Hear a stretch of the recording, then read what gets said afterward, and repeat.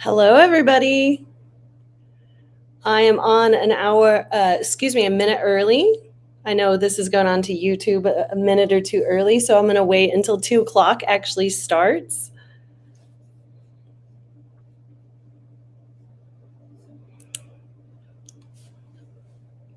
Awesome. Hello, my friends. I am so excited to see you guys and be here with you. Hi, I'm Dr. Sarah Wooten. I am coming to you today from my hotel room in Greeley, Colorado.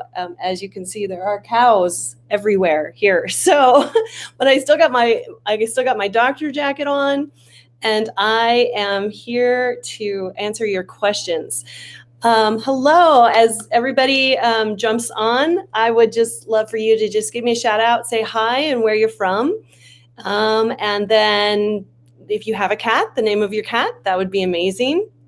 And again, I just want to say hello.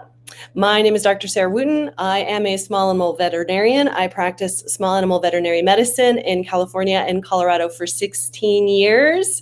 And we are today going to be focusing this all about cats Facebook Live on creepy crawlies. So I don't know if you know this, but in most places around the globe, flea and tick season is starting or it's already started. So, oh, hello, Dawn, Simba and Sugar in California. Hello.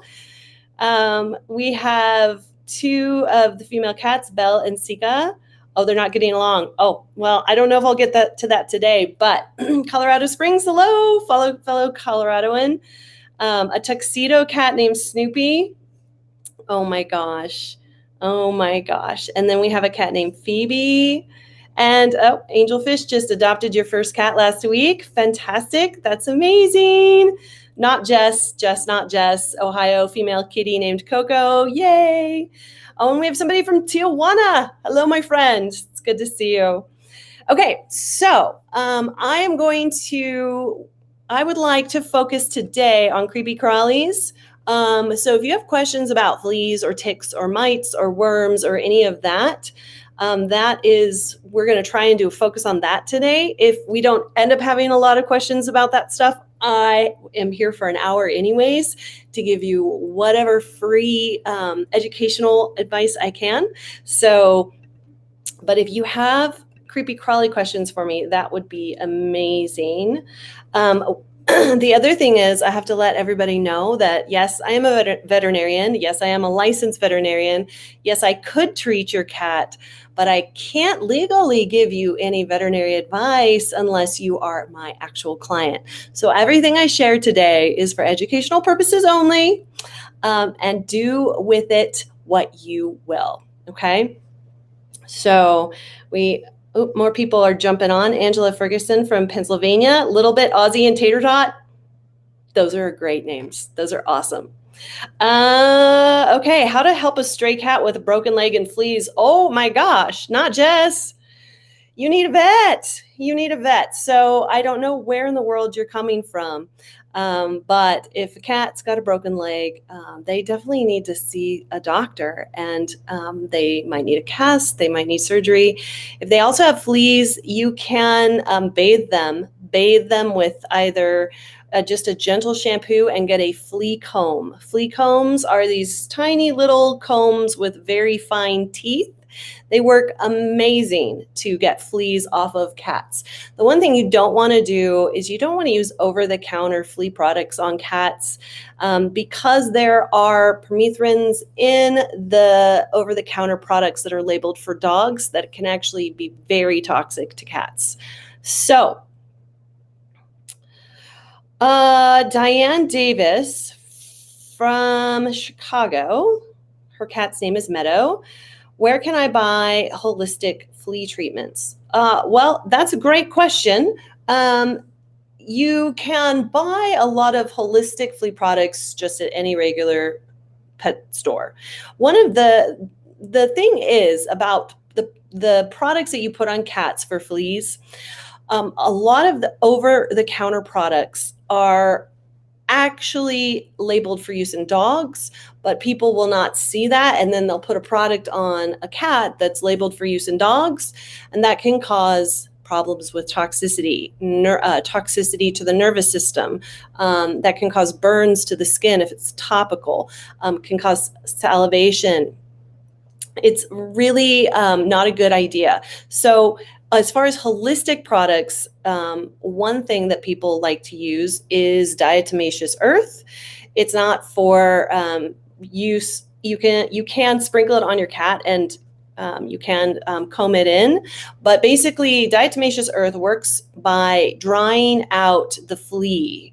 So flea pupa and larva, which are the stages of fleas that are younger, are very sensitive to dry temperatures, dry environment, dry conditions. Okay, so that's why fleas are a worse problem in areas that are wet, right? And warm, humid, warm. Think deep south, think Florida, think California, think Texas, right?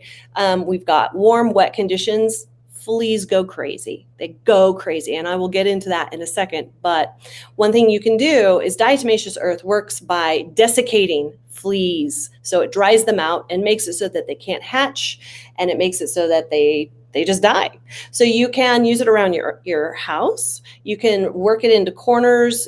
You can sprinkle it on your carpets. You might need to use a rake to actually rake it into your carpets. But it's a wonderful way to make your environment inhospitable to fleas. Okay, so that is one super easy way to use holistic products. Okay. Let's see. I'm going to scroll up in the chat here because you guys have about 1,000 questions already. So, let's see. Oh, one person has a hairless cat. Congratulations. Those are so awesome. And that person asks, can my cat still have fleas if they don't have hair? Yes. So if your cat has skin, then your cat can have fleas. Fleas don't like hair. They just hide in the hair, but anything with skin can be bitten by a flea. And a flea is an amazing bloodsucker, okay? As soon as it jumps onto a cat, it can start feeding within 5 minutes, and in 2.5 hours, still be sucking blood from your cat. So whether your cat has hair or not, they can definitely get fleas. Okay, Maria Rodriguez. I use the Confortis. The vet gave me Confortis. Is a product that is used to keep fleas off of cats, and it works fairly. One of my most favorite products out there, but it does work, and it's a once a month product that you use to get from Elanco, and you use it once a month. And it's supposed to keep all the fleas off your pet. Okay, so that's where we're at. But poor Maria, she's using this Confortis and her cat still has fleas. What the heck is going on? Okay, so fleas can be challenging. If you are using a flea product already and you're still seeing fleas on your pets, there's a couple of things that could be going on, okay? So number one, you are, your pet is going out or around wherever and getting reinfested from somewhere. It's got to be somewhere in the environment. Maybe it's in your yard, maybe it's under your couch cushions, maybe it's in the carpet, maybe it's in the bedding, maybe it's under the deck, maybe it's in a pile of leaves. I don't know. It's different everywhere we go, right? So that's one thing. So if you are putting this product on and you're still seeing fleas, then your cat is getting reinfected from somewhere else. Are you treating all of the cats in the household? All of the pets in the household? You have to treat both the dogs and the cats, because the most common flea that is seen on cats and dogs is the cat flea. And the cat flea is called the cat flea, but the cat flea also loves dogs. So a lot of times people will be really good about putting the flea control on their dog, but then they don't put it on their one, maybe they have an outdoor cat that they're like, it's just an outdoor cat. I'm not going to, spend all this money, right? Problem is that outdoor cat can be a source of reinfestation. Maybe your cat's hanging out with other cats in the neighborhood that have fleas. I don't know. But if you're getting reinfested, you need to look for a source of reinfestation. Number two, even though products are labeled for a certain duration, say 1 month or 6 weeks or 8 weeks or whatever it is, right? Sometimes the product does not last as long because an animal's metabolism is faster, because that animal gets bathed, maybe that animal's swimming, maybe the fleas are just so crazy in one place that you need to apply it more often. So when I would see dogs in practice that had a flea allergy dermatitis, and I'll get to that as well because cats can have flea allergy dermatitis, and they were still getting bit because it takes just one bite from one flea to get a flea allergy dermatitis, I would say, okay, well, I know that you're putting on your flea control every 4 weeks because that's what it says to do. Go down to 3 weeks. Okay, because as it gets to the end of whatever the time is that the product is labeled for, it just doesn't work as well. It doesn't kill as fast. It's not as long acting. And so you may get some breakthrough. So if you're still seeing fleas, I would go to every 3 weeks on the confortis. Alternatively, maybe you're in an area where some of the bugs are resistant. If we keep using these products over and over and over against parasites, those parasites will develop immunity over time. So sometimes maybe you are using something that is not very effective on your particular flea population, in which case you got to go to a different product. Some of my favorites right now, I'm just going to tell, I am not sponsored by anybody. I don't get any kickbacks or anything. I like NexGard, I like Simparica, and I like Bravecto. And the reason why I like these three is they last long, like 6 to 8 weeks, long time. They get ticks. They also get mites, which is another common external parasite that we see on cats. The main one in cats is ear mites, right? Otodectes. So those are really great products, and they tend to last a long time. They tend to be pretty safe, and they tend to do the job for a lot longer. Now, when you are still seeing fleas and you're like, I'm using this flea control, what the heck is going on? I still have fleas. Okay, well, your pet's you've either got fleas that are breeding in your house. It's gross, I know. Or you've got something going on in your yard. So let's talk about your house first, because a lot of people, this is super common. I hear this all the time. Doctor, I put the flea stuff on and I've spent all this money and I still have fleas. Okay, so if that's the case, then you've got to go into your house and you've got to go on a hunt for fleas. Fleas will hatch in response to vibration. So if they're hiding in the carpet and you go walking on by, that will cause any flea eggs that are there to hatch. Boom, okay? Vibration, CO2, so what we're breathing out, right? Anytime you breathe out, they'll detect that. They'll go, oh, a walking meal, a mammal is nearby, hatch, eat. So vibration, CO2, the stuff you exhale out or your cat exhales out, and heat, okay? Like body heat, right? So anytime that temperature goes, up above 45 degrees, boom, they're hatching. Fleas replicate very quickly. One flea can lay dozens of eggs per day, okay? Dozens of eggs per day. And these eggs will fall off into your environment. They will hide in carpets. They will hide under couch cushions. They will hide in bedding. They will hide in laundry. They will hide in cracks. They will hide under furniture. They hide, right? So if you're still seeing fleas and you're using your flea control on everybody in the whole house, all the animals religiously, and you're still seeing fleas and you're putting the flea control on more often than is on the label under the supervision of a veterinarian, not me, your veterinarian, okay? Then you've got to start treating your environment, okay? The easiest way to do that, your greatest weapon that you have in your arsenal, your greatest, most powerful flea killing weapon. Okay, you ready? Here comes the secret. You ready? Your vacuum cleaner. It's true, okay? So you are going to want to vacuum. You're going to want to vacuum. And you're going to want to vacuum a lot, like every other day for at least 2 weeks. I know this is not fun, but if you really want to eradicate the fleas, this is what you got to do. You got to vacuum every day. Every day is even better than every other day. But if you can't get every day, every other day might help you. You've got to vacuum under your couch cushions. You've got to vacuum in the chairs. You've got to vacuum under the rugs. You've got to wash your bedding. You've got to wash your pet's bedding. I would throw all the bedding in the laundry once a week until the fleas are gone. And you keep this up for at least 2 weeks. If you can keep it up for a month, even better, because as days go by, fleas continue to hatch. Okay, so you're going to be vacuuming up eggs, pupa, larvae, adult fleas, all of them. You're going to vacuum all up. Okay, so those are 2 things that are really important. And the other thing is, if you have a really bad flea infestation, the flea experts, Dr. Dryden, his name is Dr. Flea. Okay, he calls this problem a red line home.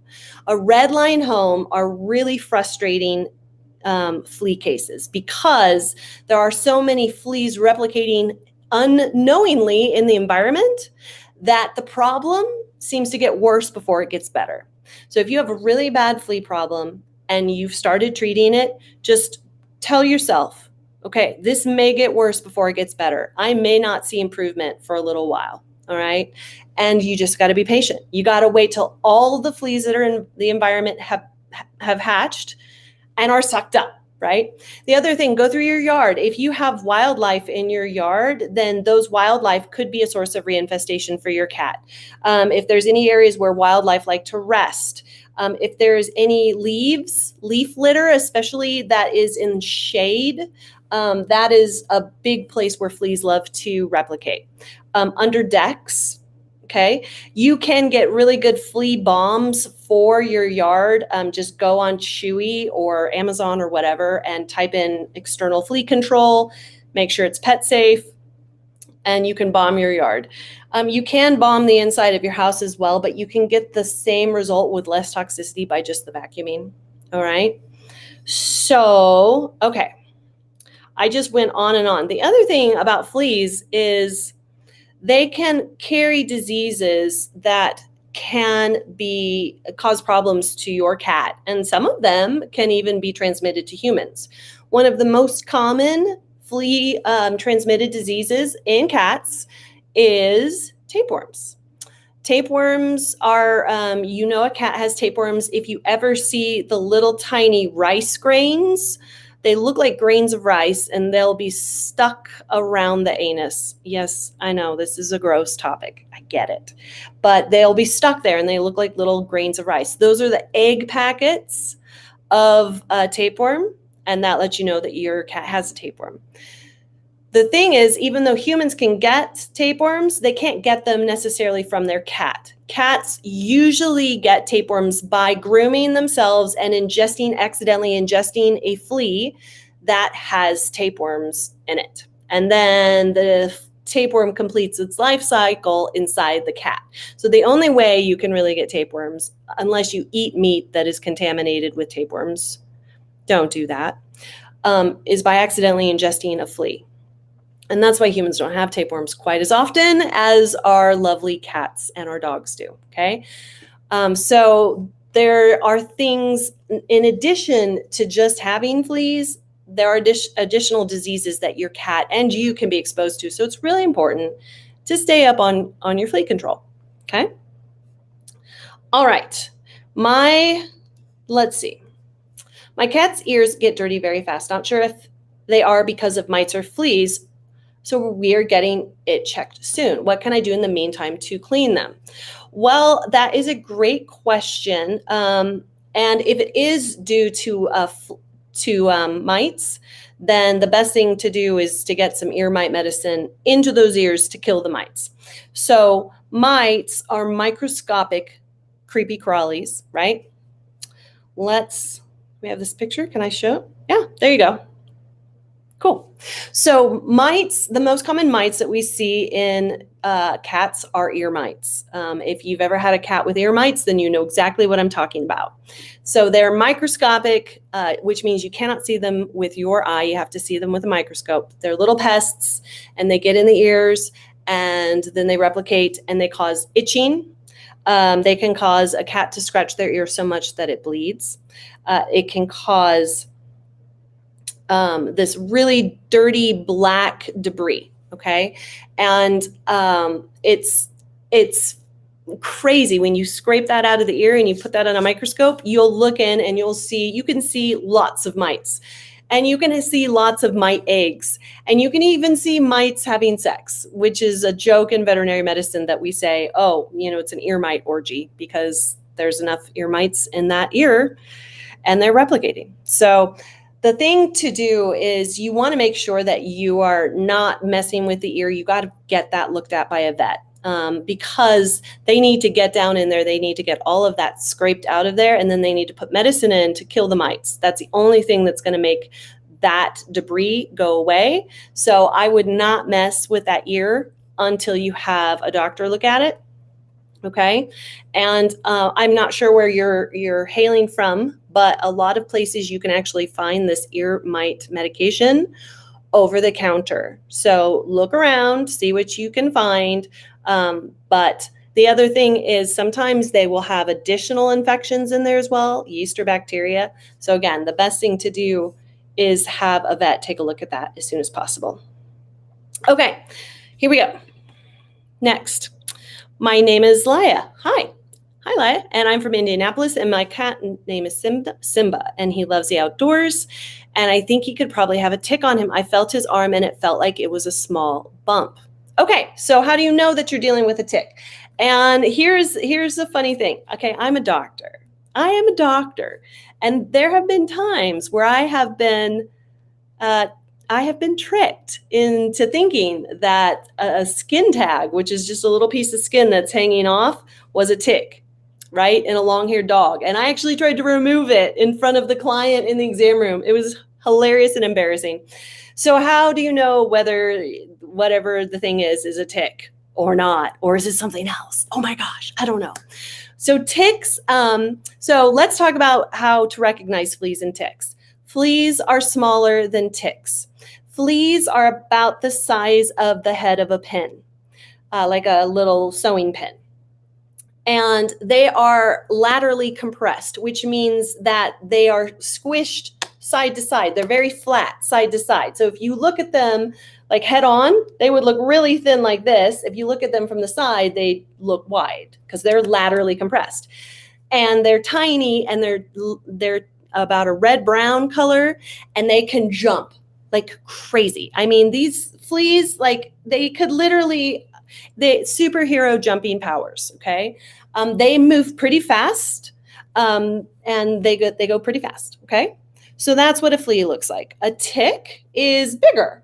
A tick is, it depends. A small tick could be the size, like a baby tick could be the size of a flea, but instead of being laterally compressed, they're flat this way. They're flat this way, and their legs go out to the side like this. And you can see their legs. Oh, they're creepy. I hate ticks. So they're flat, and they move slowly compared to a flea. And a flea will move around a lot. A tick will crawl slowly with its little legs out to the side, find a place on an animal, and then sink its feeding tube in and then stay there.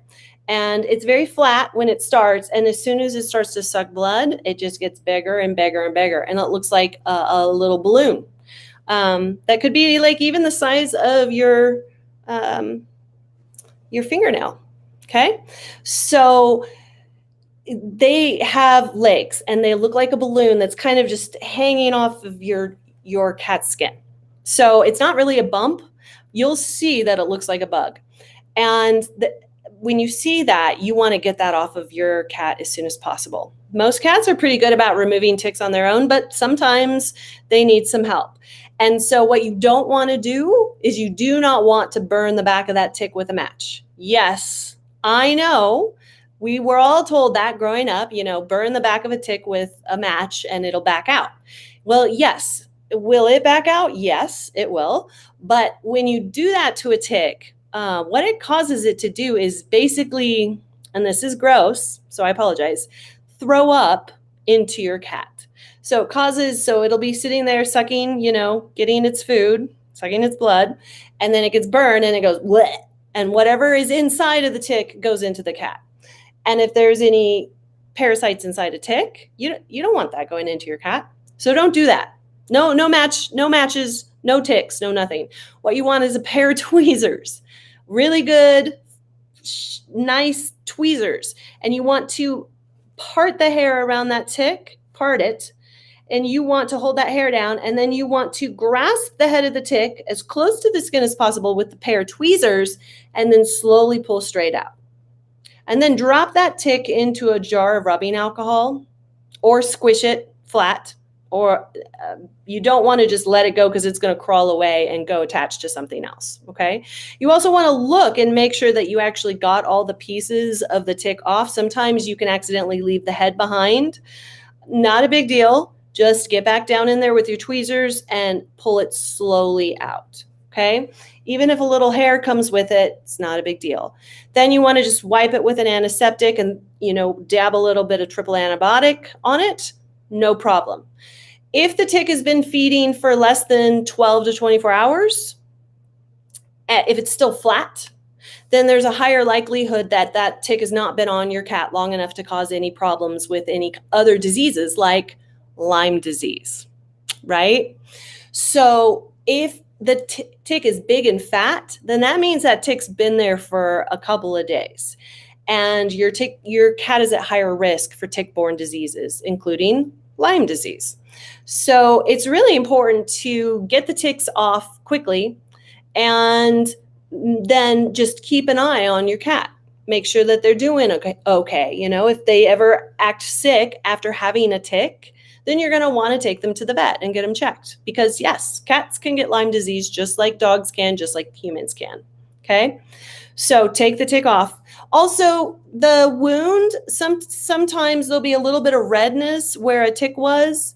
That usually goes away in about a day. If that doesn't go away, or if it starts to get more sore, or it develops any kind of open weeping wound, get that checked out by your vet. Sometimes they can get a little localized infection there. Okay, so I have more things to say about that, but that's where I will stop for now. Here's a question. Ashley, hello, my friend. Hi, do you think wet food only diet can give your cat parasites? And your cat is a max tabby? Well, great question. No. So if you're talking about commercialized canned food in a pate or a stew or any of that, no, I do not think that will give your cat any kind of parasites. Now, if you feed a raw diet, there is a slight risk of developing parasites from raw meat. Okay, so that's the difference between those two. Okay, so I am gonna answer this question because I've seen the chin acne question come up a couple of times. And while bacteria is not necessarily a creepy crawly, it doesn't move, it is an external parasite. And so let's talk about it really quick, okay? Chin acne is a common condition. It's a common condition in cats, a dermatological condition where they get exactly what it sounds like. They get bumps, redness, and hair loss on their chin. And sometimes it's just a little bit, and sometimes it's big. I mean, I've seen it take over the entire chin, swollen, big mess, right? So chin acne is typically caused by a bacterial infection, just like human acne. Sometimes cats can have mites, which can contribute to skin acne. So if you have had your cat treated for chin acne and you're still seeing a problem, make sure that there isn't mites. Talk to your vet about having your cat's face checked for mites. I think I said that right. Okay. So how do you deal with it? All right. The easiest way, you ready? The cheapest, easiest way that this is for educational purposes only. You head on down to the Walgreens or whatever, whatever you have in your neck of the woods. You buy some acne pads. Human acne pads are fine. Okay. You wipe your cat's chin twice a day, once in the morning, once at night. After eating is great because that's when they're more exposed to bacteria that could cause a worse problem. 9 times out of 10, that will cure your problem. Okay. Chin acne is usually a problem in younger cats. Sometimes they can grow out of it. It's also important to make sure that you are feeding your cat from a stainless steel bowl. Some ceramics and plastics can cause this. Also, if your cat has a problem with chin acne, take their bowls that they have and put them in the dishwasher every night so that you're not getting a buildup of bacteria on the bowl that could be transferring to the face. If it is a severe chin acne, you may need a round of antibiotics from your veterinarian. And your veterinarian also does have animal-specific acne wipes as well. Some people prefer the veterinarian product. Me, I'm a go to the Walgreens kind of girl and get the human acne pads because they work just as well. Okay? So that is what I have to say about chin acne. If you're not getting anywhere, then there might be something in addition to typical chin acne like mites, or maybe you're dealing with a resistant bacteria. You probably need to see a vet and get that chin biopsied and get yourself on a different product. Also make sure that you're washing those bowls and that you are using the wipes, okay? And that you have a stainless steel bowl. Okay.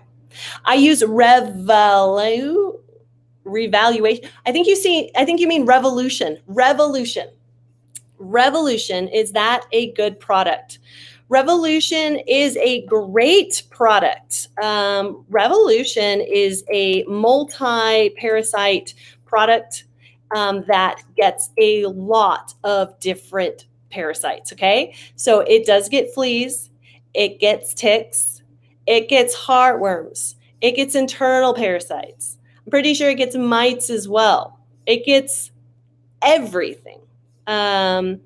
So if your animal does well with Revolution, doesn't have any kind of negative side effects, you know, some cats are sensitive, okay? But if your cat does well on Revolution, that is an excellent, what we call broad spectrum parasite control. I mean, it's like, it's a one-stop shopping, okay?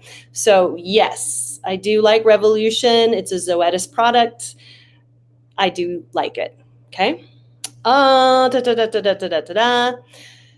I just adopted a kitten yesterday. Congratulations, Brunella. I just discovered he is full of fleas. Oh, scandal. Can you give more details on how to bathe him? I already checked by vet and on Revolution. Okay, awesome. So it sounds like you're already on the road to amazing recovery, right?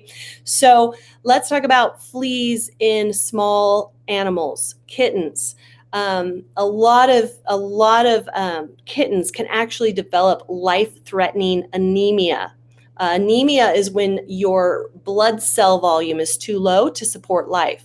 And kittens can be so loaded up with fleas that they can actually become anemic. So it's really important to make sure that you don't have fleas on very small cats because it can be life-threatening very quickly. So if he's, as far as bathing a tiny kitten, well, you can get yourself a flea comb, okay? You've only got about this much real estate to deal with, right? It's just a kitten, so you don't have very much to deal with. I would recommend bathing them probably in your kitchen sink. Use warm water, not hot, test it with your elbow. And then I wouldn't actually use any flea shampoo on the cat because just bathing is going to float a lot of those fleas right off. And then you can get the rest of them with the comb, okay? So lukewarm water, not hot, not too cold either because they can get cold really fast. Bathe in your kitchen sink. You don't need flea shampoo. Just use, some regular gentle baby shampoo is even better. Unscented, even better because they have really sensitive noses. And then comb that cat with a flea comb. Now, I can hear you running the water already. Don't do that quite yet, because if you just put Revolution on that kitten, you're going to wash a lot of it off. So check with your veterinarian first. Ask when is the soonest that you can bathe that kitten and not rinse all of the Revolution off. In the meantime, comb. Flea comb, okay? And keep that kitten away from your other animals, because that kitten will pass the fleas around to everybody. Okay. Okay, we did chin acne. Yes, we did that one. Oh,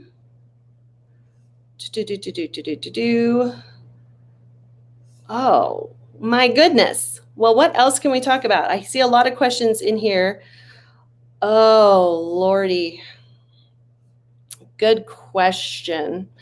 Oh, I don't even know if I can answer this. Okay. Skeptical Ed. Hello, my friend. I give my indoor-outdoor buddy Revolution, but I have 7 colony cats. Colony cats are, those are feral cats that are just living nearby. So I can't afford Revolution for all cats a month. Yes, I get it, right? That's a lot. How long can you go between doses? Any good alternatives? Well, Skeptical Ed, unfortunately, I would suggest talking to your vet about the fact that you have colony cats, because a lot of times there are local resources and organizations that serve local feral cat colonies. They will do trap, neuter, release. They will vaccinate these cats. They will get them on parasite control, because it is a public health concern, not just a personal concern, right? So I would make sure to talk to your local organizations, talk to your vet, and just let them know. Say, hey, I mean, I've got these cats out here. What kind of assistance? Because I'm from Weld County here in Greeley, Colorado, and we have feral cat colonies, and so there are organizations available. And your best resource is talk to your vet. As far as good alternatives to Revolution, so Revolution again it gets a whole bunch of parasites. So other options are, you could look at the Simparicas or the NexGards or the Bravectos, because those go months. Those last for months instead of month, right? So that one of those products may be able to get you through the flea season, and those do get fleas, ticks, and mites. And then maybe you could switch to giving these cats pyrantel, maybe putting pyrantel in their food dishes. Pyrantel, my friends, as I'm just talking off the top of my head, is it's a dewormer, right? So I'm trying to think, how could I help? What would I do if this was my client? So that may be a suggestion. But again, talk to your local veterinarian, because they may have resources for feral cat colonies that could provide everything that those cats need. Okay?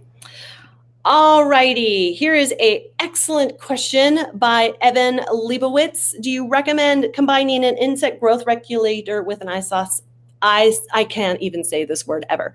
Isoxazoline.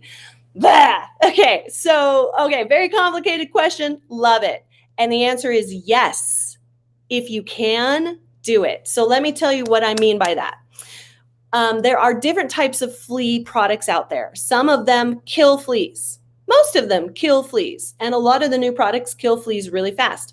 Other products are what are called insect growth regulators, where they don't kill fleas, but they make them sterile, which keeps them from replicating, which keeps you from having a problem in the future. The main one that I can think about is Interceptor. Interceptor has an insect growth regulator. It's basically birth control for fleas, okay?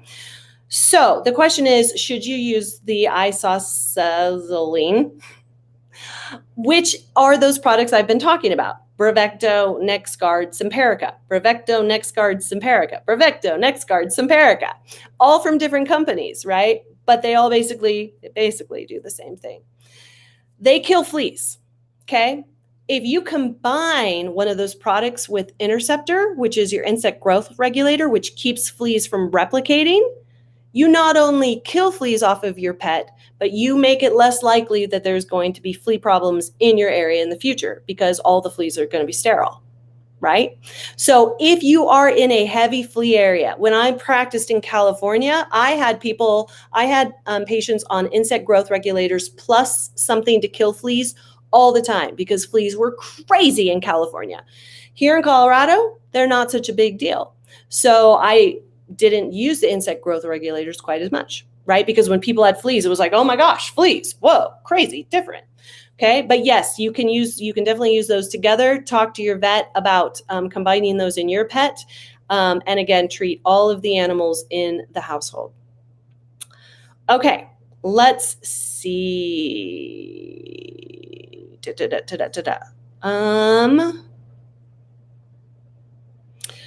Okay, this is, I will do my best with this question. I'm not quite sure to say.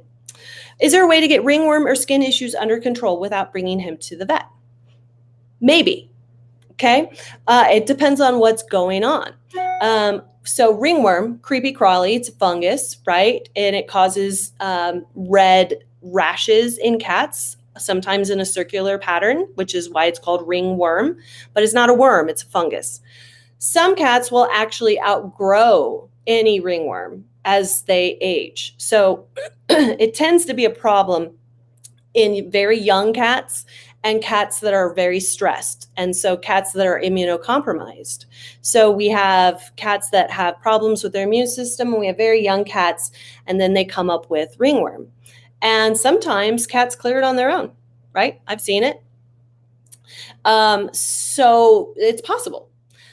But again, without knowing your cat is my own particular patient, like if you were a friend of mine and you were like, can I handle this without going to the vet? Well, again, I don't have a crystal ball. And it depends on what's going on with your cat. It depends on the overall health of your cat, because sometimes they clear stuff on their own, but if it's not clearing up on its own, you definitely need to talk to a vet. So that would be the end of my question, or the end of my answer to that one. Okay. Sophie, Luna, Murray, my friend.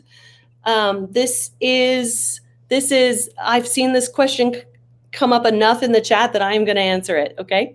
I am getting a 3-month-old kitten. Is there anything I should know? Well, congratulations, new parent. Amazing, right? So is there anything you need to know? Yes. Haven't you got the book, What to Expect When You're Kitten Expecting? So things that you need to know. All right. You're going to want to make sure to keep fleas and ticks off of your kitten. I hope you got that from this talk. You're going to want to establish a relationship with a local veterinarian as soon as possible. You're going to want to talk to your veterinarian about the right time to do vaccines and spay and neuter. You're going to want to talk to your veterinarian about nutrition. So yeah, there's a lot of stuff. And your best resource, again, my friend, local veterinarian. Okay. All righty. So again, how are we doing here? So I see a lot of questions.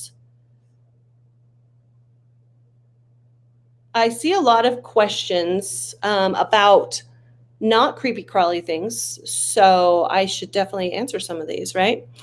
Kim, my cat had giardia and recently stool testing showed it was negative, but his stool is still watery. I also noticed he cannot eat any wet food or wet treats, as this makes his stool more watery. Okay, well, so giardia is an intestinal parasite, and it does indeed cause watery stool. And one thing that could be happening, and again, I'm not your vet, but one thing that could be happening is anytime there is a gut infection, so there's an infection in the intestines or the stomach, then that damages the lining of the intestines in the stomach. So it could be that the lining of your cat's stomach or intestines are damaged and your cat is not as able to digest right now. Or maybe your cat needs some food that is easy to digest and bland, and something that would help aid the healing of that intestinal tract, because giardia does tear you up, right? So definitely, even though the stool tested negative, you're still seeing symptoms, and that's more important than the stool testing negative. So if you're still seeing that the stool is wet and watery, talk to your vet. Also ask them, hey, can I put my cat on a bland diet? to help heal the intestinal tract for a couple of weeks and see if that doesn't help.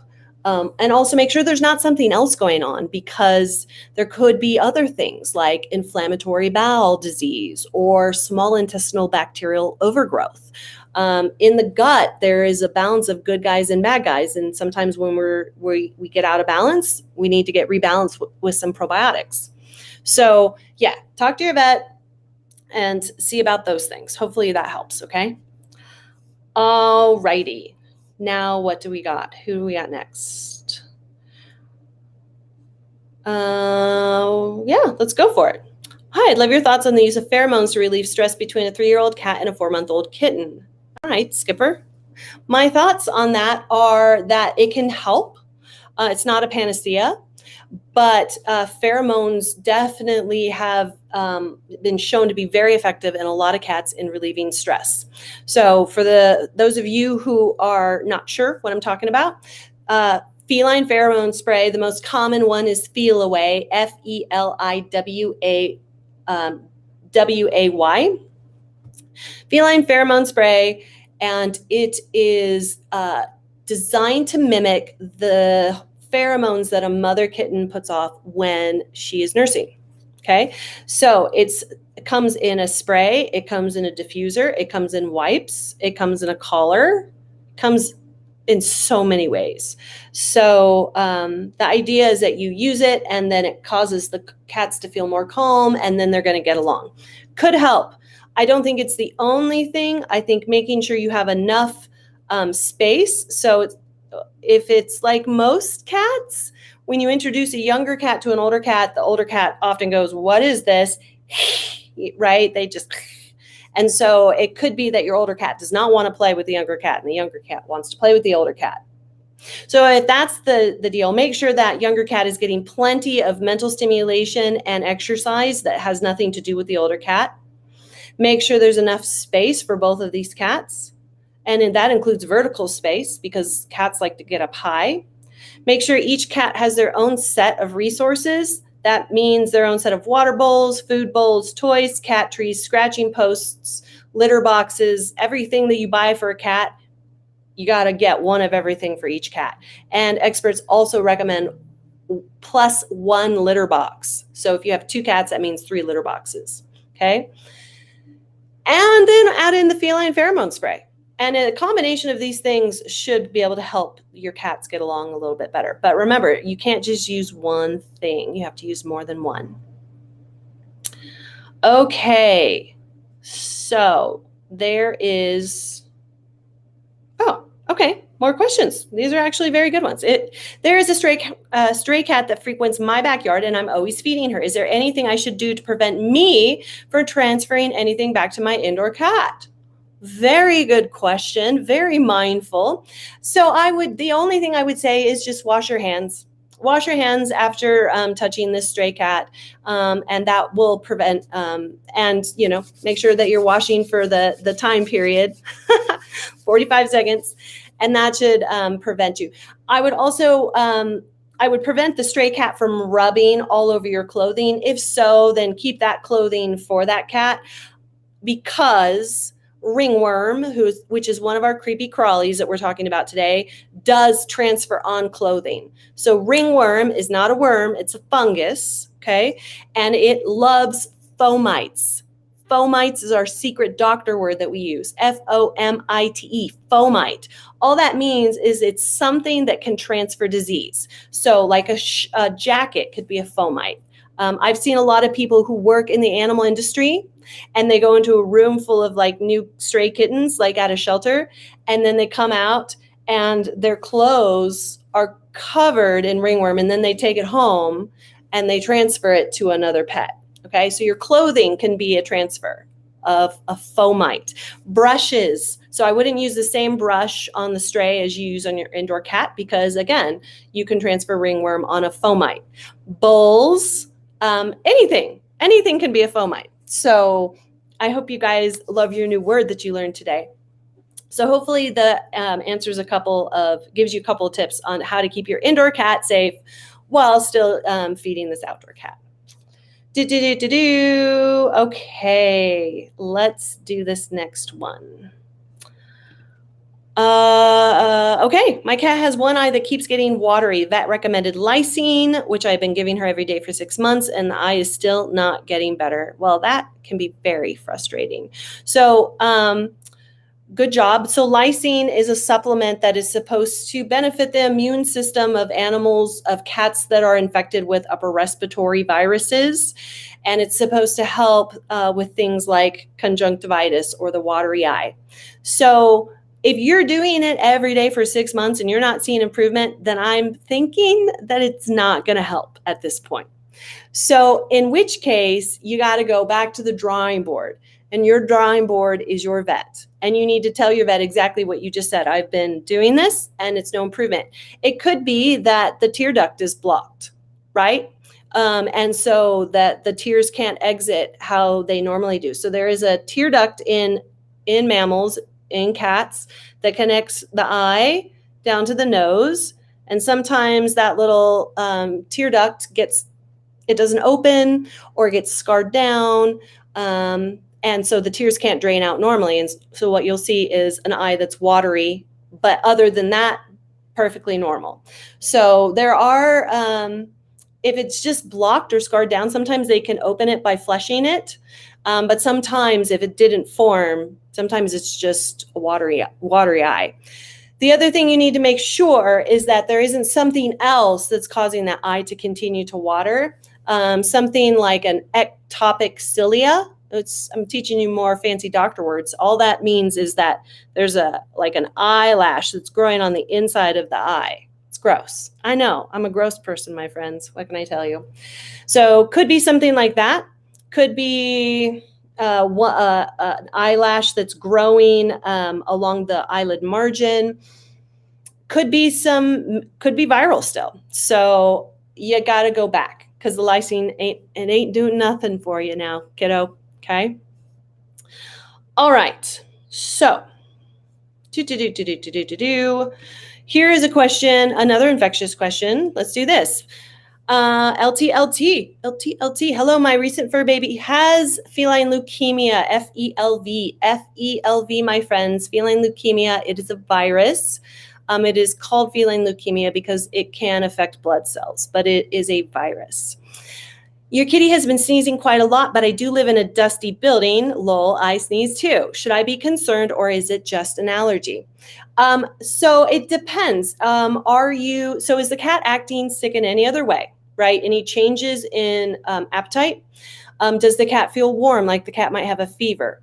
When the cat sneezes, is it just clear water or is there any color to it? Because if it's white, yellow, or green, that's indicative of a secondary bacterial infection, and you need to go get that checked out.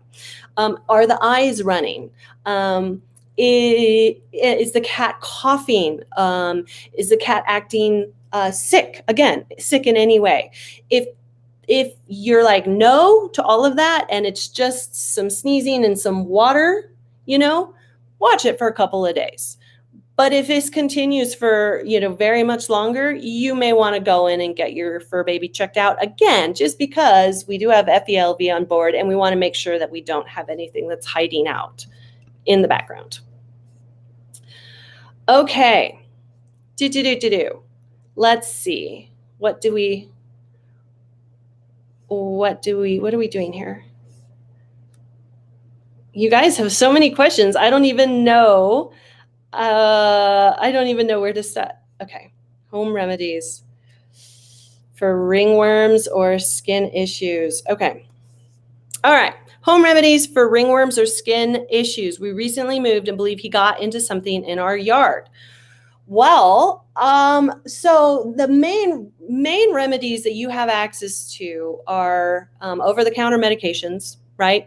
And you have to be careful because over-the-counter medications are formulated for humans and cats are not humans. Dogs are much closer to humans than cats are closer to humans. But you have to make sure that you're not using stuff that's formulated for humans on a cat without the express direction of a vet. Okay, so you have over-the-counter medications, you have shampoos, right? You have the tweezers that I talked about. You have first aid. So it really, Renee, it depends on what's going on. Without knowing what is causing the skin issue, we can't tell if it's an allergy or if it's an infection or if it's a parasite or if it's a tumor without getting our hands and our eyes onto it. So I think my best answer to this question is that you got to know what you're dealing with first before you start any kind of remedy. And that goes for anything, guys, my friends. You got to know what's going on with something before you can decide how to treat it. Okay, let's see here. Okay, I got to answer this question because I've seen it come up many, many times. Naya Ross, my friends, how many times a day do you feed a kitten? Well, it depends. Depends on how old your kitten is. If you've got a kitten that is weaning, 5, 6 weeks old, 7 weeks old, or I would say those kittens need to eat like every 3 hours. Okay. If you've got an 8-week-old kitten, they need to be eating every 4 to 5 hours. Okay. If you've got 9 to 12 weeks, you're in the 4 to 6 hour range. If you're 12 to 16 weeks of age, you're anywhere from they could probably go 6 to 8 hours. Okay. If they're older than 16 weeks of age, then they can eat twice a day, or you can leave it out all day. It's up to you. So hopefully that helps. Okay. Here is another. Okay. Can an FeLV positive cat owner transmit the virus to other cats when pet sitting? That is a very good, mindful question. I really appreciate that. So the virus tends to be very sensitive outside of the body. FeLV is feline leukemia virus, and it is called the loving disease because cats have to put their noses together very closely and contact each other a lot to pass it back and forth.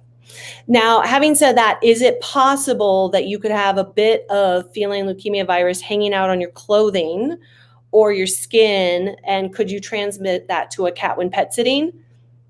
I mean, possible. I have not heard of it, but if you were going to use best practices, which Dr. Sarah Wooten always recommends, if you are pet sitting and you have a feline leukemia positive cat, then I would reserve a special set of clothing for your pet sitting that does not come into contact with a feline leukemia positive cat. That's just an extra layer of protection. That's going to make everybody feel better. That'll make you sleep better at night, right? It's probably not necessary, but I would say to be extraordinarily mindful, it's a good idea, okay? And also, wash your hands, wash your hands, wash your hands, wash your hands, wash your hands, wash your hands. Jimmy Park. All right, I'm going to get a couple more questions in here because I'm almost out of time. Is it okay to add a few teaspoons of water to my cat's wet food for extra moisture? Yes! Yes, it is. Yes. Good job. So we all know, or we're going to know here in a second, that cats are desert animals. They do not have a sense of thirst like dogs or humans, and they tend to not drink enough. And so one of the most important things you can do for your cat's health, for their kidney health, make sure they're getting enough moisture, either through canned food or broths, tuna juice, low sodium, using a water fountain to get them to drink more, or just adding water to their food.